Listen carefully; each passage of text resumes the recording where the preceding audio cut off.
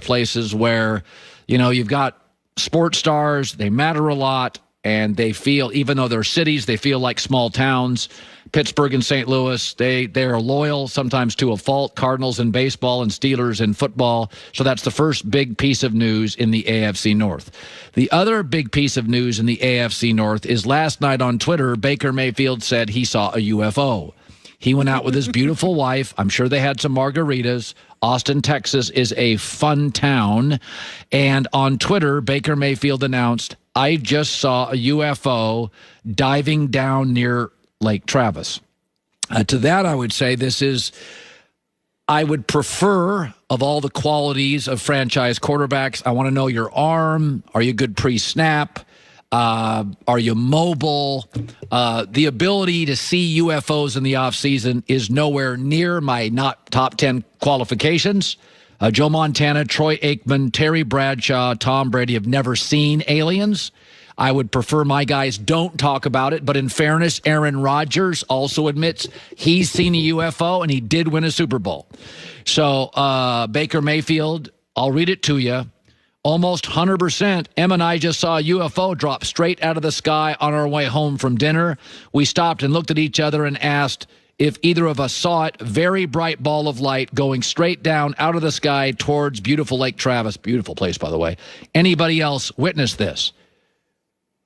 No, nobody else witnessed this. But you got the Steelers are bringing their quarterback back, and the Browns quarterback's coming back and just saw an alien. It will potentially, in both cases, skew my standings and predictions going forward. And with that, Alex Curry has the news. No. Turn on the news. This is the Herd Line News. That was a great lead-in, by the way, and we're going to stick with some more quarterback drama, more quarterback news. There's clearly tension between Russell Wilson and the Seahawks. Wilson wants more of a voice in the organization, while the team is unhappy that he aired his frustration publicly. Wilson's camp increased the trade buzz when his agents named 4 other teams Wilson would consider playing for. And Seattle will reportedly listen to trade offers for their franchise quarterback. Now, Colin, I like your take, how you said a little tension is good. It creates a little competition. You want to prove that you're right. You want to prove that you're better. However, I do think it's a little crazy and a little disrespectful that the Seahawks haven't come out and put out a statement at all publicly. Yeah. Nothing. Yeah. That is just weird to me. In fact, I had somebody in the NFL mention that to me last night. I didn't answer him to this morning, but he said, don't you think it's strange? It's very strange. That the Seahawks have not commented at all on this. Now, I don't think you have a responsibility to, because, again, a lot of this stuff is, Russell Wilson has a right to say stuff. You don't have to react to everything anybody says. I don't know. If I was Seattle, would I react to Russell Wilson's comments? I think I probably would. I'd probably say, listen, it's hard to win Super Bowls. It's discouraging when we don't. Off seasons are about introspection. I think I would just come out and say, Russell Wilson, there's some things he wants to have a greater say in, and we're going to work through this stuff. I think anytime you let a story just hang out there, this is why companies have PR departments. When you let a story just hang out there, people fill in the blank. Mm-hmm. So Russell comments, Seattle doesn't comment, and people are now filling in the blanks. I would rather, if I was Pete Carroll or John Snyder, fill in the blanks and say, hey, we're working through it. It's a tough offseason. But I'll say what I said an hour ago, which is nobody said quarterbacks and coaches have to be best friends. No. Tension is part of life. Get over it. You're not going to live a linear life where you don't have a bad year in your life or you don't have tension in a relationship. That's the reality. You don't have to solve every problem. No, and I would understand if it was any other player on the team, but it's your franchise quarterback. It's your number one player on the team. Just say something. Literally anything. Yeah. All right. We're moving on to Matthew Stafford, who is now a member of the Rams after requesting a trade from the Lions this offseason. But his former teammates are not upset that he wanted out of Detroit and hope that he finds success in L.A. Tight end TJ Hawkinson said, he is probably the best dude, the best player I've ever been around. Everybody on our team respected that guy. There's not a guy in our locker room that's not rooting for that guy to get a ring. All of us love him. And Colin, this is exactly what you want to hear. When you leave a team and your former teammates are singing your praise, it just shows you're not only a great teammate, but you're a great leader. They have the respect for you. And I think this is the missing piece that the Rams need to hopefully get back to the Super Bowl. It really feels like, Alex, it feels like Kevin Garnett T-Wolves to the Celtics. Yeah. So Kevin Garnett for years was an all-star, kind of a prodigy, was great out of high school. But he had a bunch of stats, and Minnesota could never really do anything with it. And it was not a top free agent mark, one of the colder American cities. NBA players rather not go up there. And so, so he was basically a stat monster. And then KG goes to Boston, and instantly his brand is winner. He's on TV now. So KG changed his brand from just stat monster to dependable franchise winning player. And that's how I look at Kevin Garnett today. Yeah. I forgot the Minnesota years. I really do. I don't think of Kevin Garnett in Minnesota. I think of him as a Celtic and a winner. Yeah. So Matt Stafford goes to the Rams. Like KG, he's got like 36 come-from-behind wins, leads the NFL. If he goes to the Rams for 4 years, how old is he? 36 years old, 35 years old? How old is Stafford? It'll be interesting. He's going to win games. Goff won 10. I think it's reasonable to assume it's a good front office, good coach, great defense.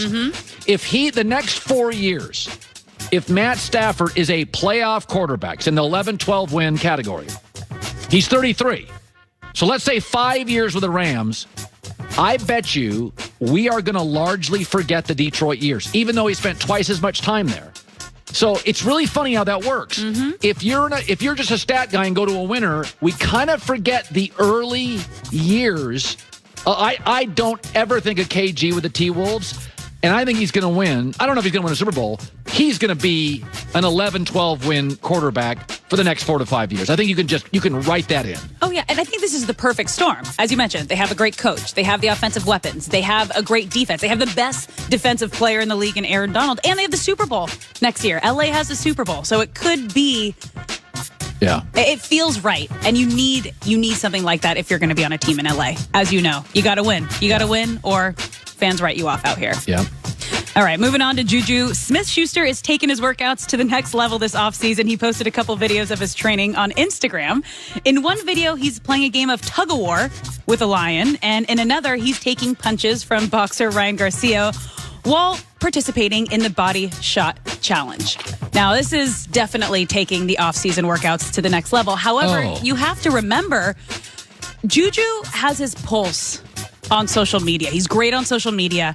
He's a gamer. He knows what's going to be trending. He knew he was going to get views. He knew he was going to get likes on this post. However, just be careful. Don't hurt yourself.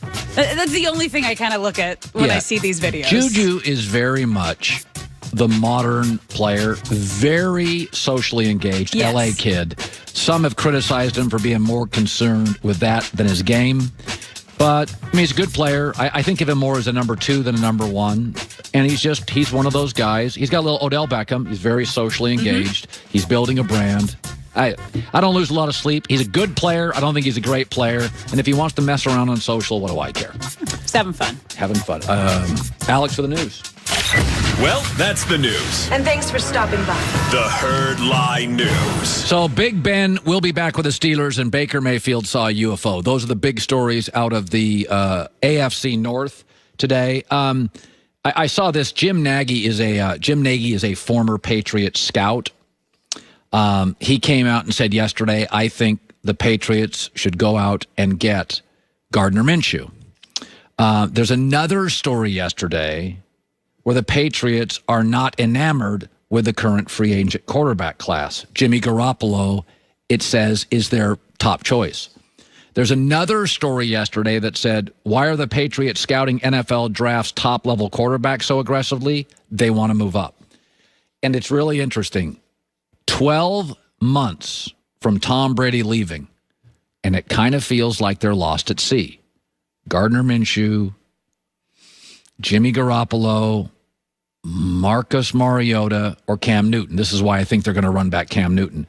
So the most detailed coach in NFL history, the most intellectual coach in NFL history, the most prepared coach in NFL history, 20 years, they look lost at quarterback. So Pete Carroll, are you watching? New England has cap space, but the market's not very good. How much are you going to spend on Marcus Mariota? How much are you going to spend on Cam? How much are you going to spend on Gardner Minshew? So, you know, and I don't think NFL teams, having been humiliated by the Patriots for 20 years are going to want to do any